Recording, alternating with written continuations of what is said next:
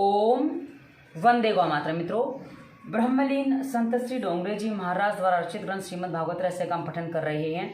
हम नवम स्कंद में प्रवेश कर चुके हैं। हमने अभी तक पढ़ा कि किस प्रकार राजा परीक्षित जो शापित हो जाते हैं उनकी मुक्ति के लिए सुखदेव जी भागवत की कथा सुनाते हैं, और इस कथा में जिस कार्य के लिए मनुष्य को प्रेरित करना चाहिए वैसी कथा सुनाई जाती है। इसलिए अनेकों भक्तों की हमने कथा सुनी। गृहस्थ आश्रम आदर्श हो तो उसमें वामन भगवान अवतार भी लेते हैं, और फिर बलि राजा जैसा भक्त हो तो वहाँ द्वारपाल भी बनते हैं। सारी कथाएं हमने पिछले अष्टम स्कंद में पढ़ी थी, और नवम स्कंद में आरंभ हुआ था श्री राम के पूर्वजों का वर्णन।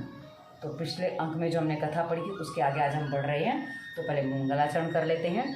श्री कृष्ण गोविंद हरे मुरारी हे नाथ नारायण वासुदेवाय। जय श्री कृष्ण। मित्रों, और आप जिनकी उपासना करते हैं उनके नाम से कम एक कमेंट अवश्य करिए। आप लिखेंगे, हम पढ़ेंगे, हमारे और दर्शक भी पढ़ेंगे। उतनी अधिक बार ईश्वर का नाम लिया जाएगा तो उतना अधिक समष्टि का कल्याण होगा। और यदि आप इस भागवती कथा को साथ में सुनना चाहते हैं तो इसी वीडियो के डिस्क्रिप्शन में ये डोंगरे जी की भागवत की हमने लिंक दे रखी है प्लेलिस्ट की, आप साथ में पूरी कथा सुन सकते हैं। तो चलिए आज की कथा आगे बढ़ाते हैं। आज की कथा है नाभाग की कथा और अम्बरीश की कथा।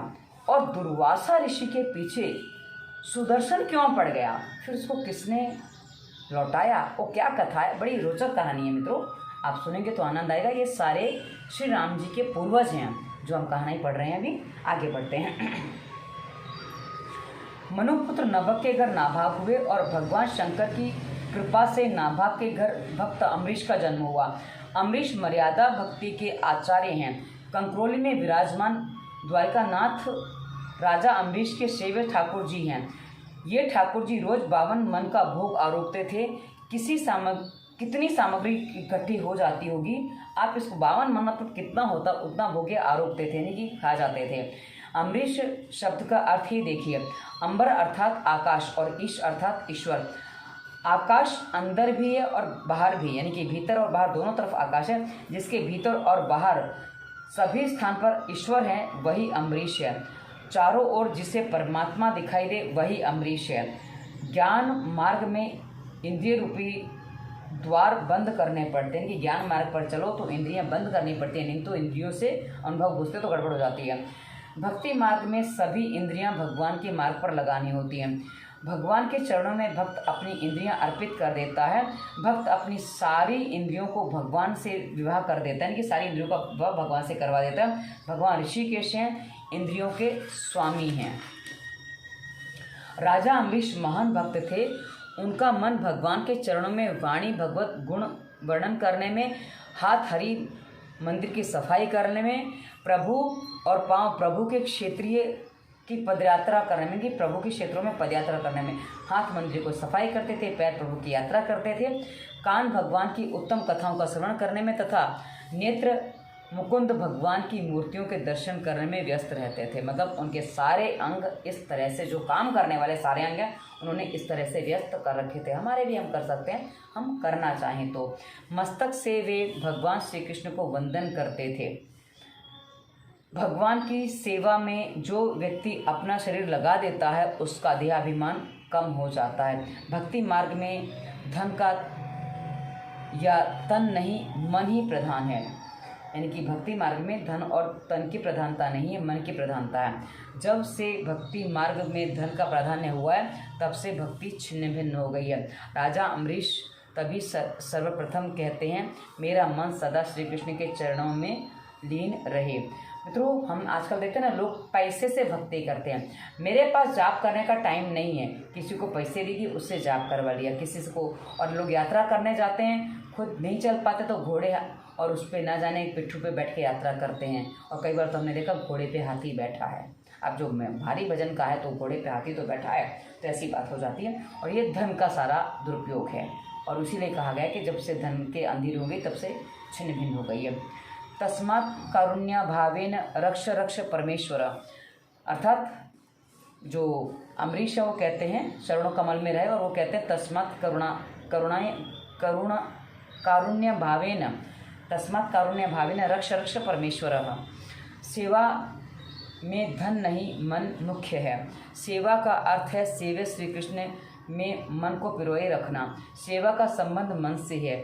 शरीर से जो क्रिया की जाए उसे मैं यदि मन सहकार नहीं करेगा तो व्यर्थ ही हो जाएगी। यानी कि जो आप सेवा कर रहे हैं मन से नहीं कर रहे हैं तो वो बेकार हो जाएगी।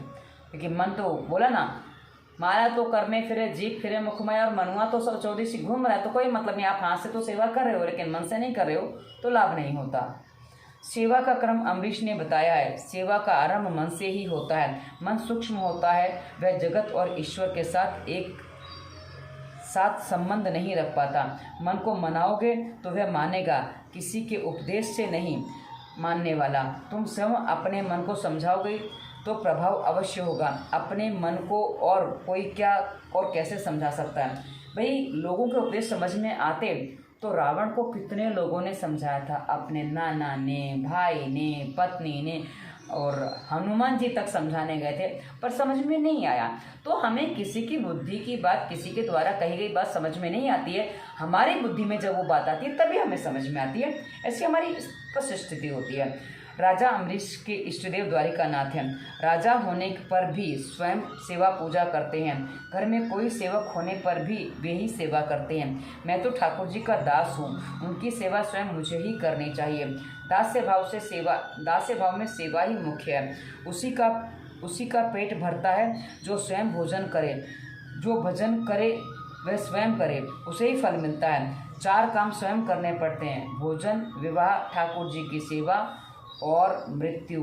अपने मरे बिना स्वर्ग नहीं मिलता, इसलिए मृत्यु भी खुद की ही होती है। अम्बरीश तो चक्रवर्ती राजा था, फिर भी वह प्रभु सेवा तो स्वयं ही करता था। चाहे तो कर्मचारी भी रख सकता था, भाई मेरे प्रभु की सेवा करते रहना, पर उसका फल किसको मिलेगा? उस कर्मचारी को मिलेगा। ठाकुर जी के मंदिर की सफाई भी करता था। वैसे करने से वैष्णवों की चरण रज का लाभ मिलता है। भागवत में स्पष्ट लिखा है कि अम्बरीश भगवान के दर्शन के लिए खुले पांव पैदल ही जाता था। यदि यह मान लें कि हम अम्बरीश का पूरा अनुकरण नहीं कर सकते, फिर भी उसका कुछ न कुछ अनुकरण तो करना ही चाहिए। एक बार तो अम्बरीश ने भगवान श्री कृष्ण की आराधना के हेतु 1 वर्ष तक एकादशी का व्रत किया। एकादशी व्रत सभी व्रतों में श्रेष्ठ है। इसके 2 प्रकार हैं, निषेध व्रत और परिपालन व्रत। अन्नहार से दोष न हो इसके लिए निषेध व्रत किया जाता है। भगवान की आराधना के हेतु किया गया भागवत व्रत सुखदायी है। एकादशी का व्रत त्रिदिवसीय व्रत है। दशमी के दिन एक बार भोजन करें, हो सके तो हविष्यान्न का भोजन करें। दूध और चावल सात्विक आहार लें। लेकिन दूध चावल जैसा सात्विक आहार, क्योंकि उसमें ज़्यादा कुछ होता नहीं है, हल्की सी खीर जैसा बना लिया है, दूध चावल ही ले लिया, उसका सेवन करें। एकादशी तो यदि संभव हो तो निर्जला ही की जाए। ऐसा ना हो सके तो दूध या ऋतु फल का संयम पूर्वक आहार करें। एकादशी को खीर नहीं बताई गई है, दशमी को दूध चावल का सेवन बताया गया है। ऐसा करने पर ही इस व्रत का फल मिलेगा, अन्यथा नहीं।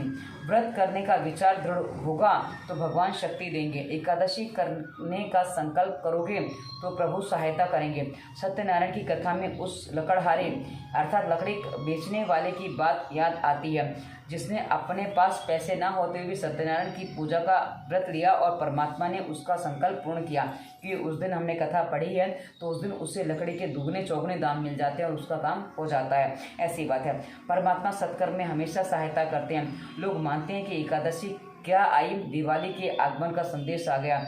ऐसा कभी ना सोचा जाए, क्योंकि एकादशी पे लोग क्या खाते पीते हैं, जो नॉर्मल भोजन नहीं करते हैं उससे अधिक अपने पेट को एकादशी के दिन वो बिगाड़ लेते हैं। अब इतना वो क्या कहते हैं, पता नहीं किस किस के आटे की पूरी और सब्जी ना जाने क्या क्या खाते हैं, पकौड़े वगैरह। तो अब आप जब ये सब खाएंगे तो फिर आपका भजन में मन नहीं लगेगा। तो आपने एकादशी किसके लिए की है? पेट के लिए की, अपने स्वाद के लिए, वासना के लिए की। तो वासना से मुक्ति होने के स्थान पर वासना की और अधिक पुष्टि हो जाती है। तो वो वासना पुष्टि हो जाती है तो वो और अधिक भटका देती है। एकादशी के दिन घर में अन्न पकाया तो क्या उसका दर्शन तक ना किया जाए। इस दिन अन्न में सभी पापों का वास होता है, वे उस खाने वाले के सिर पर आ पहुँचते हैं। एकादशी के दिन 5 सुपारी भी ना खाई जाए, दिन को सोया भी ना जाए, रात को 1-2 घंटा भजन अधिक करें। एक दिन पंढरपुर के विठलनाथ भी नहीं सोते, मतलब इस दिन पंढरपुर के विठलनाथ नहीं सोते क्योंकि वो जाप करते हैं। 5 इंद्रियां, 5 कर्मेंद्रियां, 5 ज्ञानेंद्रियां और 1 मन, इन सभी को प्रभु के साथ लगाए रखना ही एकादशी है। यद्यपि आज लोग एकादशी के 11 रसों एकादशी में 11 रसों का भोग करते हैं, मतलब इतने तरीके के पकवान बना के उसका ही सेवन करते हैं। जैसा कहा ना, पूड़ी खाएंगे, सब्जी खाएंगे, पकोड़े खाएंगे, पता नहीं किट्टू के आटे की कुछ बनता है, और ये साबूदाना की खिचड़ी बनती है, पता नहीं क्या क्या बना लेते हैं, वो सब खाते फिर बोलते हैं आज अगले दिन पेट बहुत गड़बड़ हो गया है। तो मन कहाँ से सही होगा जब पेट ही गड़बड़ हो गया तो भोगते हैं, उसे दिवाली का लघु रूप बना लेते हैं। ऐसा नहीं करना चाहिए। ऐसी एकादशी व्रत का कोई फल नहीं मिलता है। समीप और वास रहना, यानी कि उपवास का अर्थ है प्रभु के समीप रहना। उपवास का अर्थ बताया गया, उप अर्थात समीप और वास अर्थात रहना, तो उपवास का अर्थ है प्रभु के समीप रहना। वही सच्ची एकादशी है। द्वादशी के दिन भी एक ही बार भोजन करो। सुपात्र ब्राह्मण की सेवा के बाद प्रसाद ग्रहण करो। द्वादशी के दिन 2 बार भोजन करने से एकादशी व्रत भंग हो जाता है। अब समझ लीजिए कि 3 दिन का एकादशी व्रत होता है, तो इस तरह यदि आप करते हैं तो इसका पूरा फल मिलता है, ऐसा कहने का तात्पर्य। एकादशी व्रत विधि पूर्वक करो। यदि विधि पूर्वक ना किया जा सके तो मर्यादा पूर्वक अन्न आहार का त्याग करके फलाहार का त्याग करो, फलाहार का सेवन करो। यह व्रत आरोग्य की दृष्टि से भी आवश्यक है। लोग आजकल के डॉक्टरों का विश्वास करते हैं, किंतु व्यास जैसे महान ऋषि मुनियों के शब्दों पर विश्वास नहीं करते। डॉक्टर टाइफाइड में कह देगा कि 21 दिन उपवास कराएं तो कर लेंगे, किंतु एकादशी के मात्र 1 दिन का उपवास नहीं कर पाते। एकादशी ना करने वालों को ऐसी एक साथ कई एकादशियां अनिवार्य रूप से करनी पड़ जाती है। मतलब फिर ये मत खाओ, इतने सारे रोग आ जाएंगे कि ये मत नहीं खा सकते, वो नहीं खा सकते, दुनिया भर की चीज़ें छूट जाती हैं, वो चलेगा, पर फिर वो जीभ ललचाती रहती कि हाय कब खाएंगे, कब मिलेगा, कब ऐसा होगा, वो वाली बात आ जाती है। फिर राजा अम्बरीश ने विधि पूर्वक एकादशी का व्रत किया और व्रत की पूर्णाहुति के समय यमुना किनारे आए। वहाँ उन्होंने स्नान किया और ब्राह्मणों की पूजा करके व्रत की पूर्णाहुति करने की तैयारी करने लगे। इतने में वहाँ मुनि दुर्वासा अतिथि बनकर आए। भगवान को भोग लगा दिया था। राजा ने मुनि का स्वागत करते हुए कहा, पधारिए महाराज, मेरे यहाँ प्रसाद ग्रहण कीजिए। दुर्वासा ने कहा, मैं मध्याह्न कर्म आदि से निवृत्त होकर आता हूँ। ईश्वर की मर्यादा, धर्म मर्यादा तोड़ने जैसा कोई और पाप नहीं है। ईश्वर की धर्म मर्यादा का उल्लंघन करोगे तो भक्ति असफल रहेगी। ईश्वर के साथ तन्मयता होने के बाद देहाभिमान और देहभान विस्मृत होने पर यदि धर्म छूट जाए तो आपत्ति नहीं है, किंतु जानबूझकर कभी धर्म की मर्यादा का उल्लंघन नहीं होना चाहिए। इधर राजा को त्रयोदशी से पहले व्रत छोड़कर प्रसाद लेना है और उधर दुर्वासा संध्या पूजा में ऐसे लीन हो गए कि उन्हें समय का कोई भान ही ना रहा। मतलब उन्होंने स्नान किया, अपने संध्या पूजा में लग गए, और लग गए तो लग ही गए, उनको याद ही नहीं कि भाई मुझे राजा अम्बरीश ने भी निमंत्रण दे रखा है। राजा को चिंता हो रही है। ब्राह्मणों को भोजन के लिए आमंत्रण दिया है, उन्हें भोजन कराने से पहले तो भोजन किया नहीं जा सकता। यदि मैं प्रसाद ग्रहण कर लूँ तो ब्राह्मणों की मर्यादा भंग होती है, और ग्रहण ना करूँ तो त्रयोदशी आरंभ हो जाने पर व्रत भंग होने जा रहा है। द्वादशी, क्योंकि उस समय फिर द्वादशी को आपको भोजन करना ही है, ऐसा कहने का तात्पर्य है। तो द्वादशी की समाप्ति में कुछ पल शेष हैं। ब्राह्मणों की आज्ञा पाकर राजा ने प्रसाद ले लिया। राजा ने दुर्वासा का स्वागत किया। दुर्वासा ने अनुमान करके मान लिया कि राजा ने प्रसाद ले लिया। उन्होंने राजा से कहा, राजन, तूने मुझे आमंत्रण तो दिया, किंतु भोजन करके अच्छा नहीं किया। मैं अतिथि और मुझे भी भूखा रखकर तूने भोजन कर ले लिया। यह कैसी है तेरी विष्णु भक्ति। मतलब क्या होता है ना कि जब हम किसी को बुलाते हैं तो उसके भोजन करवाने के बाद हमें भोजन करना चाहिए। हमारे नियम यही कहते हैं, अतिथि देवो भव तभी सिद्ध होता है, हम ऐसा करते हैं। राजा ने कहा, मैंने तो मात्र जलपान ही किया है महाराज। किंतु दुर्वासा कब सुनने वाले थे, क्योंकि वो तो शाप देने के लिए, उनका तो वही काम है, तो सुनने वाले कहाँ थे। उन्होंने क्रोधवश राजा को एक भी न सुनी, और जब वह दुर्वासना है तब तक क्रोध भी शेष ही है। दुर्वासा ने अपने सिर के केश से कृत्या उत्पन्न की और उससे राजा को मारने की आज्ञा दी। कृत्या अम्बरीश को मारने चली तो अम्बरीश की प्रार्थना से भगवान ने सुदर्शन चक्र छोड़ा, कृत्या की हत्या की। अब वह सुदर्शन चक्र दुर्वासा के पीछे दौड़ने लगा। मतलब दुर्वासा ने जिसको पैदा किया था, कृत्या एक ऐसी स्थिति होती है जो आप जिस काम के लिए जन्म दोगे उसे वो उस काम को करके आपके पास वापस आ जाएगी। प्रकृति की तो सुदर्शन ने हत्या कर दी, अब वो सुदर्शन कृत्या को जिसने बनाया था उसके पीछे लग जाता है और मुनि एक लोक से दूसरे लोक भागने लगे, किंतु चक्र ने पीछा ना छोड़ा। दुर्वासा की रक्षा कोई ना कर सका। अंत में वे वैकुंठ में जाकर नारायण से प्रार्थना करने लगे, भगवान मेरी रक्षा कीजिए। नारायण ने स्वागत किया और मुनि से कहा, मेरे पीछे आपका चक्र दौड़ रहा है, मेरी रक्षा करें। मुनि ने नारायण से कहा कि भाई मेरे पीछे आपका चक्र पड़ा है, आपका ही है, आप इसको हटाओ। तो भगवान मुनि से कहने लगे, जो वैष्णव अनन्य भाव से मेरी सेवा करके मुझे अपना सर्वस्व अर्पण करता है, उससे मैं भी अपना सर्वस्व दान करता हूँ। मैं भक्त अधीन हूँ। मेरा चक्र इस समय राजा अम्बरीश की आज्ञा के अधीन है। इस सुदर्शन को मैंने कोई आदेश नहीं दिया है, ये राजा अम्बरीश के आदेश में चलेगा, मतलब उनकी भावनाओं के आदेश पर चलेगा। मैंने तो बस कृत्य को मारना था, वो हो गया, अब मेरा तो कुछ नहीं है। पर राजा अम्बरीश का आपने अपराध किया तो उनसे क्षमा मांगो। दुर्वासा जी, मैं तो पूर्णतः भक्ताधीन हूँ, मैं लेश मात्र भी स्वतंत्र नहीं हूँ। मेरे भोले भाले सरल भक्तों के हृदय में मेरे हृदय को अपने बस में कर रखा है, मतलब मेरे भोले वाले भक्तों ने मेरे सरल हृदय को अपने बस में कर रखा है। भक्तजन मुझसे प्रेम करते हैं, मैं भक्तजन से, मतलब भक्त मेरे भक्त मुझसे प्रेम करते हैं और मैं अपने भक्तों से प्रेम करता हूँ। भक्त के आगे ना तो मैं अपनी सुध करता हूँ और ना ही लक्ष्मी जी की। भक्त मेरे लिए सब कुछ छोड़कर मेरी शरण में आते हैं, मेरे लिए वे अपने सर्वस्व का त्याग करते हैं, मुझे छोड़कर उनको अन्य कोई आश्रय नहीं है। ऐसे भक्तों को त्यागने का विचार मात्र भी मैं कैसे करूं? भक्तों ने मेरे हृदय को अपने वश में कर लिया है, वे मुझे अत्यंत प्रिय हैं। मेरे अलावा अन्य किसी भी प्रकार की मुक्ति की वे इच्छा नहीं करते।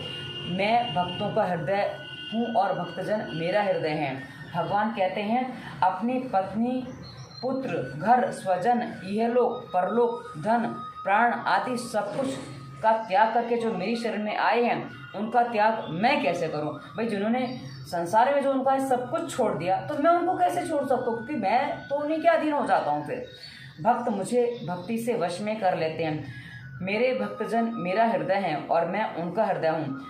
भगवान कहते हैं कि तप और विद्या अति उत्तम है, फिर भी उसे यदि विनय विवेक का सहारा ना दिया तो व्यर्थ है। क्योंकि जो दुर्वासा हैं वो तपस्या करते हैं, तप करते हैं और उनके पास ज्ञान भी है, किंतु वो भक्ति नहीं करते हैं। तप और भक्ति में भेद हमने कई बार देखा है। आप तेजस्वी तपस्वी हैं और आपके पास प्रबल भक्ति भी शक्ति भी है, किंतु आपने उसका दुरुपयोग किया। आप ही विचार कीजिए, क्या अम्बरीश ने कोई अपराध किया था? उसकी कोई भूल थी? उसने व्रत के पालन हेतु से ही मात्र जलपान किया था, फिर भी आप क्रोधित हो गए। आप उसके पास जाइए और उससे प्रार्थना करके क्षमा मांगिए। यदि भक्तराज अम्बरीश क्षमा कर देंगे तभी इस सुदर्शन की चक्र की गति रुकेगी। दुर्वासा अम्बरीश के पास आए और क्षमा याचना करने लगे। उन्हें प्रणाम करने जा रहे थे कि क्षमा याचना करने लगे, उन्हें प्रणाम करने जा रहे थे और अम्बरीश ने कहा, नहीं महाराज, आप वंदन ना करें, यह शोभास्पद नहीं है, प्रणाम तो मुझे ही आपको करना चाहिए। अब इतना जो विनयशील हो उसके सामने सुदर्शन भी उन्हीं का काम करेगा। तो मतलब दुर्वासा मुनि के बारे में कहा जाता है कि उनका श्राप सबको जो मतलब जिसको उन्होंने दिया वो हुआ है, पर राजा अम्बरीश के सामने उनका श्राप भी विफल हो गया। राजा अम्बरीश अब विजय कहें क्या कहें, आप समझ सकते हैं। राजा ने सुदर्शन चक्र से प्रार्थना की, शांत हो जाओ। यदि आज दिन तक मैंने कोई भी दान पुण्य यज्ञ सेवा की है तो उन सबके पुण्य के से तुम्हारा वेग शांत हो जाए। और सुदर्शन शांत होकर वापस लौट गया। अम्बरीश की कथा में एक रहस्य है। अम्बरीश शुद्ध भक्ति स्वरूप है, अतः चरित्र के आरंभ में सभी इंद्रियां की भक्ति बताई गई है। अम्बरीश का चरित्र भक्ति का चरित्र है। भक्ति मार्ग में दुर्वासा अर्थात दुर्वासना बाधा उत्पन्न करती है। मैं ही बड़ा हूँ और बाकी सब छोटे हैं, ऐसी दुर्भावना दुर्वासना है। सुख को मैं ही भोगूं, ऐसी भावना ही भी दुर्वासना है। दूसरों को दुखी करने की दुर्वासना भक्ति में बाधा रूप है। भक्ति करते हुए यदि अहंकार हुआ तो मान लो कि दुर्वासना आ गई है। दुर्वासना में से अभिमान जागता है और अभिमान से क्रोध, क्रोध कृत्या कर्कश वाणी को उत्पन्न करता है। कृत्य कर्कशवाणी, कृत्य अर्थात कर्कशवाणी भक्ति को मारने के लिए तत्पर होती है। ज्ञान रूपी सुदर्शन चक्र भक्ति को बचाने आ जाता है। ज्ञान कृत्या को विनष्ट कर देता है। यदि भक्ति शुद्ध हो तो कर्कशवाणी उसका कुछ भी नहीं बिगाड़ सकती है। भक्ति की रक्षा सुदर्शन चक्र अर्थात ज्ञान करता है। सभी में श्री कृष्ण का दर्शन ही सुदर्शन है। भक्ति के निकट जब कृत्या कर्कशवाणी यानी कि किसी का कुछ बोला हो, किसी ने कुछ कर्कशवाणी सुना दी और हम उत्तेजित हो जाते हैं, वो वाली बात है। कर्कशवाणी आती है तो वैष्णव उसका ज्ञान दर्शन सुदर्शन चक्र के नाश से कर देते हैं, उसका ज्ञान सुदर्शन चक्र से नाश कर देते हैं। यदि यानी कि कर्कशवाणी निकट आती है तो ज्ञान सुदर्शन चक्र से वैष्णव उसका नाश कर देते हैं। यदि मन निंदा से प्रभावित हुआ तो वह सच्चा वैष्णव नहीं है। कर्कशा वाणी को सहन कर लोगे तो सुखी होगे। कर्कशा वाणी बोलने वाला ही अत्यधिक दुखी होता है। यदि भक्ति है तो ज्ञान और वैराग्य दौड़ते हुए आएंगे, जैसा कि सुदर्शन चक्र आया और ज्ञान वैराग्य कृत्या कर्कशवाणी निंदा का सर्वनाश करेंगे। दुर्वासा ने राजा अम्बरीश को कटु वचन सुनाए, फिर भी वे क्रोधित नहीं हुए थे। जिसके मस्तक पर ठाकुर जी विराजते हैं वही अम्बरीश है। जब दुर्वासा ने प्रशंसा की तब भी राजा को वैसी कोई प्रशंसा नहीं हुई और वैसे ही अर्थात वे दोनों ही स्थिति में एक समान थे।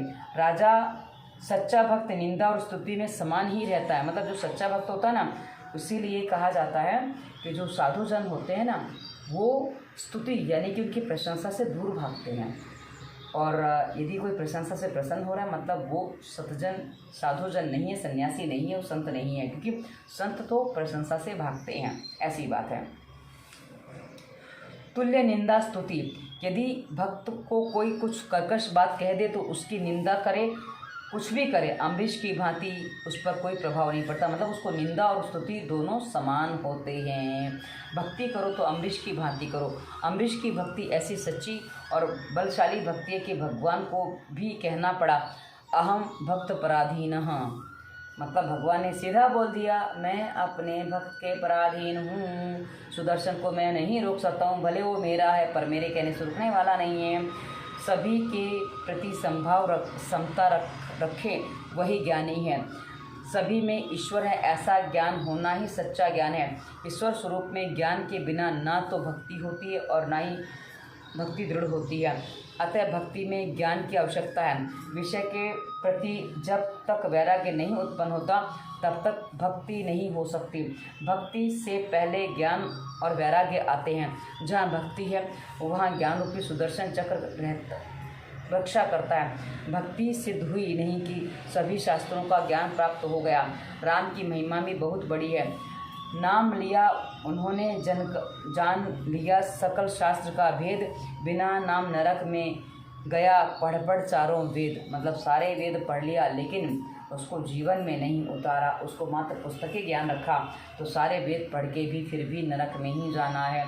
और जिसने भक्ति कर ली, जिसने नाम जाप कर लिया और जिसने अपने प्रभु को प्रसन्न कर लिया उसको बिना किसी पढ़े ही वेद शास्त्र ज्ञानी मिल जाता है।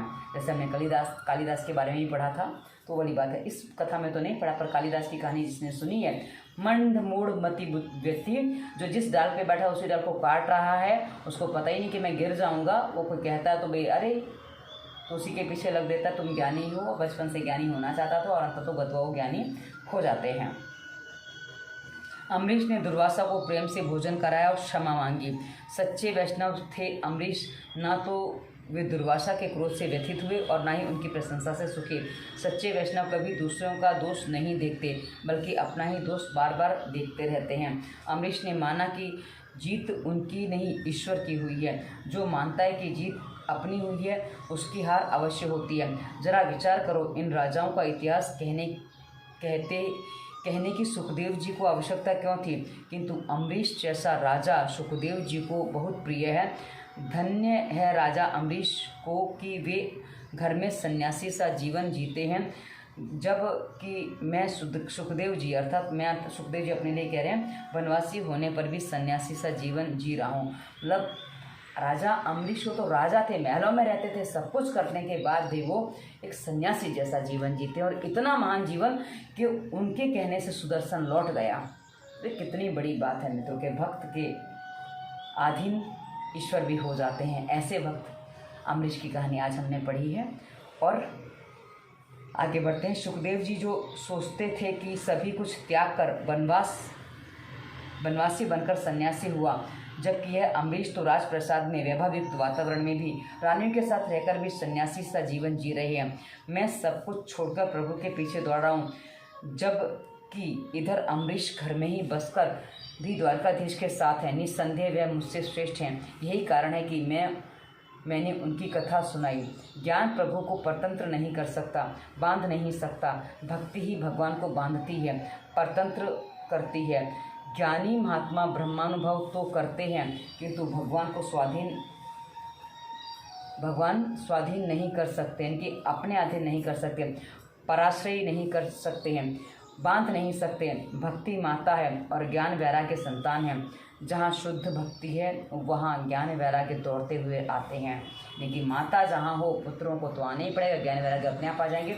तो भक्ति ऐसी करो कि राजा अम्बरीश जैसी करो।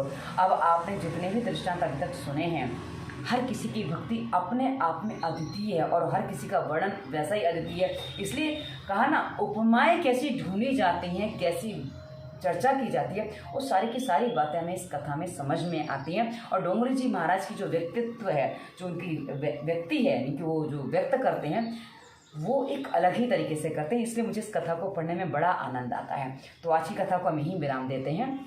श्री कृष्ण गोविंद हरे मुरारी, हे नाथ नारायण वासुदेवाय। जय श्री कृष्ण मित्रों, धन्यवाद। वंदे मातरम।